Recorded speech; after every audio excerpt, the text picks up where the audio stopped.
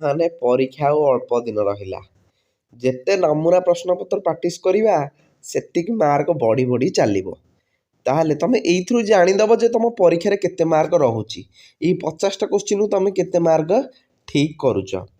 ତାହେଲେ 1 ନମ୍ବର ପ୍ରଶ୍ନ ପିଲାମାନେ ଏଇଟା ହେଲା ପୂର୍ବ କ୍ଲାସ୍ରେ ଦି ପ୍ରମେୟ ନ୍ୟୁଜ୍ ପେପରର ନମୁନା ପ୍ରଶ୍ନପତ୍ର କରିଥିଲେ।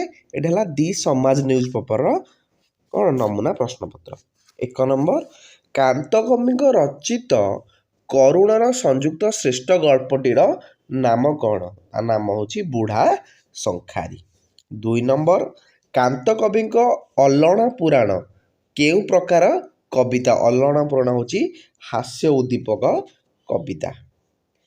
3 ନମ୍ବର ପ୍ରଶ୍ନ ଜନ୍ମଭୂମି ପ୍ରବନ୍ଧଟିରେ ଲେଖକ କାହାର ପ୍ରକୃତ ଅର୍ଥ ସନ୍ଧାନ କରିଛନ୍ତି? କାହାର? ଜନ୍ମଭୂମିର। 4 ନମ୍ବର ଲେଖକ କୃଷ୍ଣଚନ୍ଦ୍ର ପାଣିଗ୍ରାହୀ କେଉଁ ମସିହାରେ ଜନ୍ମଗ୍ରହଣ କରିଥିଲେ? 1909 ମସିହାରେ ଜନ୍ମଗ୍ରହଣ କରିଥିଲେ। ନେକ୍ସଟ 5 ନମ୍ବର ପ୍ରଶ୍ନ କେଉଁଟି ବିଜ୍ଞାନ ଅନ୍ତର୍ଗତ ନୁହେଁ? ଅନ୍ଧବିଶ୍ୱାସଟା ହେଉଛି ପିଲାମାନେ ବିଜ୍ଞାନ ଅନ୍ତର୍ଗତ ନୁହେଁ। 6 ନମ୍ବର ଭୋଗ କେଉଁ ସଭ୍ୟତାର ଆଦର୍ଶ ନଥିଲା? ହେଲା ଭାରତୀୟ ସଭ୍ୟତାର ଆଦର୍ଶ ଭୋଗ ନଥିଲା। ନେକ୍ସଟ 7 ନମ୍ବର ପ୍ରଶ୍ନ ଓଡ଼ିଶାରେ କେତୋଟି ଗଡ଼ଜାତ ରାଜ୍ୟ ଥିଲା? ଓଡ଼ିଶାରେ ଆମର 26 ଗୋଟି ଗଡ଼ଜାତ ରାଜ୍ୟ ଥିଲା।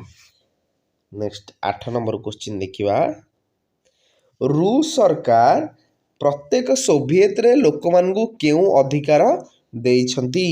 ଶିକ୍ଷା ଓ ଶାସନର ଅଧିକାର ଦେଇଛନ୍ତି। 9 ନମ୍ବର ପ୍ରଶ୍ନ ପିଲାମାନେ ଆଦିବାସୀ ବସ୍ତିରେ ବିବେକାନନ୍ଦ କେଉଁମାନଙ୍କ ଅତିଥି ହୋଇଥିଲେ? ସାନ୍ତାଳମାନଙ୍କ ଅତିଥି ହୋଇଥିଲେ। ହେଲା ସାନ୍ତାଳ ମାନେ ଆମ ଦେଶର ରାଷ୍ଟ୍ରପତି ବର୍ତ୍ତମାନ ମଧ୍ୟ ସିଏ ଜଣେ ସାନ୍ତାଳ।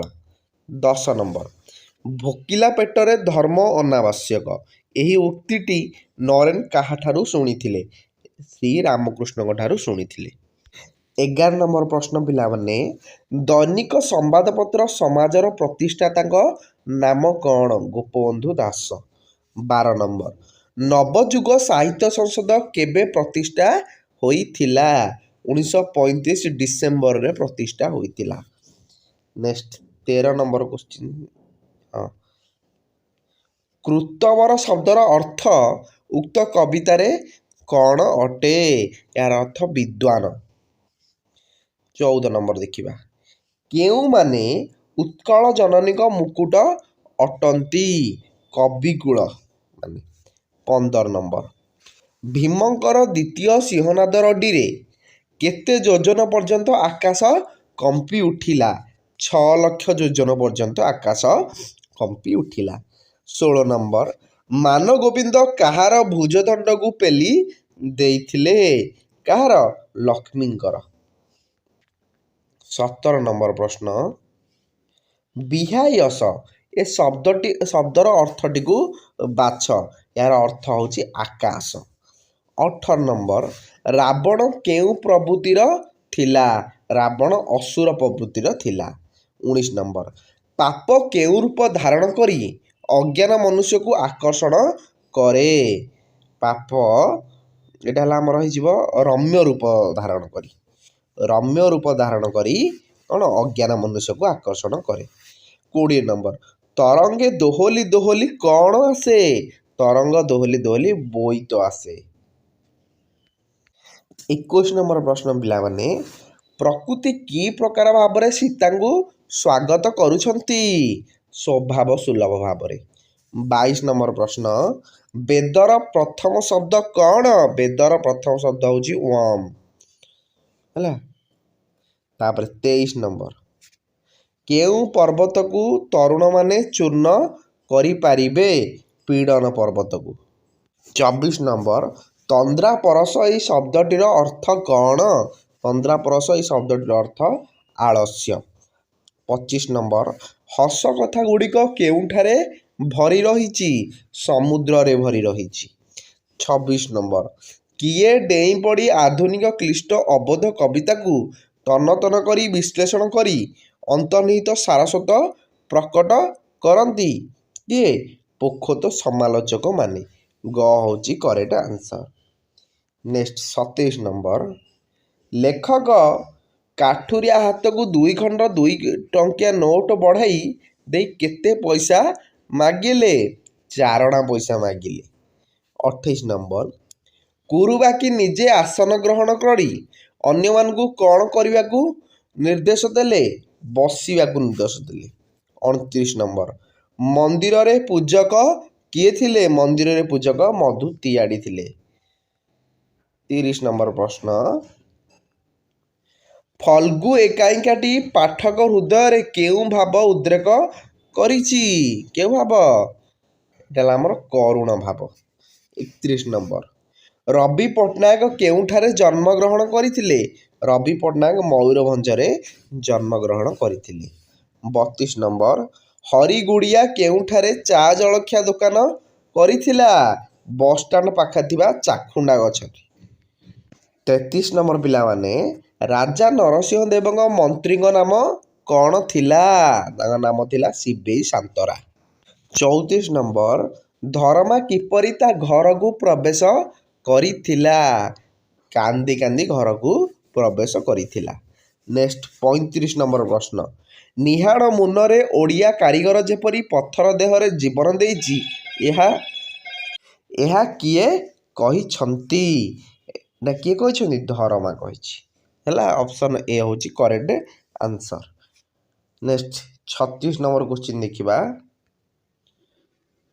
ବାକ୍ୟର ସମାପିକା କ୍ରିୟାଯୁକ୍ତ ଅଂଶଟିକୁ କ'ଣ କୁହାଯାଏ? ତାହାକୁ ଖଣ୍ଡ ବାକ୍ୟ କୁହାଯାଏ। 37 ନମ୍ବର, ଯାହା କରିବା ଉଚିତ ତାହା କର। ଏହି ଉକ୍ତିକୁ ସଂକ୍ଷେପରେ କହିଲେ କ'ଣ ହେବ? କ'ଣ କହିଲ ପିଲାମାନେ? କର୍ତ୍ତବ୍ୟ କର। ଯାହା କରିବା ଉଚିତ ତାହା କର, କର୍ତ୍ତବ୍ୟ କର। 38 ନମ୍ବର, କେଉଁ ପଦରେ ଣତ୍ୱବିଧି ନାହିଁ? ଣତ୍ୱବିଧି ମଶାଣୀରେ ନାହିଁ। ହେଲା, ଦେଖ ତିନୋଟି ଯାକ ଅଛି, ଦାରୁଣରେ ନ ରହିଲା, ତୃଣ ଅଛି, ଭାଷଣ ନ ହେଲା, ମଶାଣୀରେ ନାହିଁ, ନି ଅଛି। 39 ନମ୍ବର, ଆସ୍ତିକ ଶବ୍ଦରେ କେଉଁ ବର୍ଣ୍ଣ ପରେ ଦନ୍ତେଶ ଅଛି? ଆ ପରେ। ହେଲା, ଆ ପରେ ଦନ୍ତେଶ ଅଛି। 40 ନମ୍ବର, ଗୁଜରୀ ଛନ୍ଦରେ ଗୋଟିଏ ପଦରେ କେତୋଟି ପାଦ ଥାଏ? 2ଟି ପାଦ ଥାଏ। 40 ନମ୍ବର, ନଟବାଣୀ ଛନ୍ଦରେ ପ୍ରତି ପାଦର କେଉଁ କେଉଁ ଅକ୍ଷର ଉପରେ ଯତିପାଦ ହୁଏ? 3, 6, 9, 12। 42 ନମ୍ବର, ଆମର ଚୋଖୀ ଛନ୍ଦରେ କେତୋଟି ପାଦରେ ଗୋଟିଏ ପଦ ହୁଏ? କେତୋଟି ପାଦରେ? 4ଟି ପାଦରେ।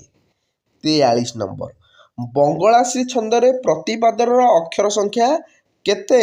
20।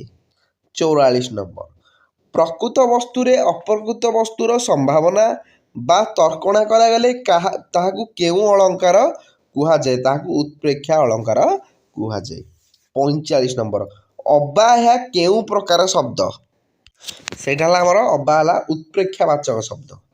46 ନମ୍ବର, ଉପମେୟ ଓ ଉପମାନ ମଧ୍ୟରେ ଅଭେଦ କଳ୍ପିତ ହେଲେ କେଉଁ ଅଳଙ୍କାର ହୁଏ? ରୂପକ ଅଳଙ୍କାର ହୁଏ। 47 ନମ୍ବର, ସିଂହ ପରି ଯୁଝିବା ରୂଢ଼ିର ଅର୍ଥ କ'ଣ? ଏହାର ଅର୍ଥ ହେଉଛି ନିଜଠାରୁ ଅଧିକ ଶକ୍ତିଶାଳୀ ସହ ଲଢ଼ିବା। 48 ନମ୍ବର, ଏ ମଧ୍ୟରୁ ତୁଳନାତ୍ମକ ରୂଢ଼ିଟିକୁ ବାଛ। ଶୁଆ ପରି ଘୋଷିବା। 49 ନମ୍ବର, ସ୍ୱାର୍ଥ ସାଧନ ପରେ ଆଗ୍ରହ କମିଯିବା। ଉକ୍ତିଟି କେଉଁ ଲୋକବାଣୀକୁ ଦର୍ଶାଏ? ବାହା ସରିଲେ ବେଦୀମୋହ ପୋଡ଼ା।